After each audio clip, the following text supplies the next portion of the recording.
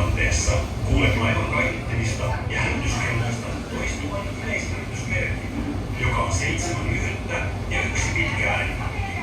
Jos kuulet yleishälytyksen, siirry välittömästi lähimmälle kokoontumisasemalle. Jos mahdollista, pukeudu lämpimästi. Pelastusliivit sijaitsevat kokoontumisasemilla. Ohjeet pelastusliivien käyttöön löytyvät yhteistä ja kokoontumisasemilta. Tulipalon sattuessa valo-ovet sulkeutuvat automaattisesti. Vältä läpikulkua alueilla, joilla on savua. Pysyttele kulkiessasi lähellä lattiaa ja mene lähimmälle exit-uloskäynnille. Tie exit-uloskäynnille on ohjattu valonauhan ja nuolten avulla. Noudata henkilökunnan antamia ohjeita.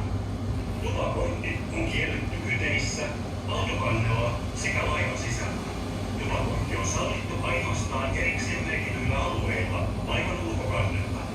Käytä turvakuppeja, jotka sijaitsevat tupakointialueilla. Tupakan tai muun roskan heittäminen mereen on kielletty. Lisää turvallisuusohjeita saat halutessasi laivan miehistöltä. Voit aina kysyä autamme mielellämme. Kiitos kun kuuntelit. Hyvää matkaa sinulle ja seurueellesi. Welcome on board MyStar. We hope you will have the nicest time with us. Our trip to Tallinn will take 2 hours. This is a safety announcement.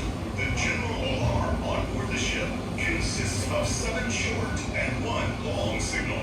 The signal is given by the ship's alarm bells. Upon hearing the alarm, passengers are to immediately go to the nearest assembly point.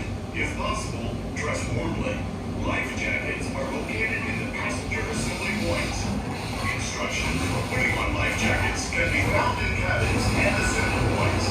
In case of a fire, the ship's fire doors are automatically closed. If the room is filled with smoke, please avoid passing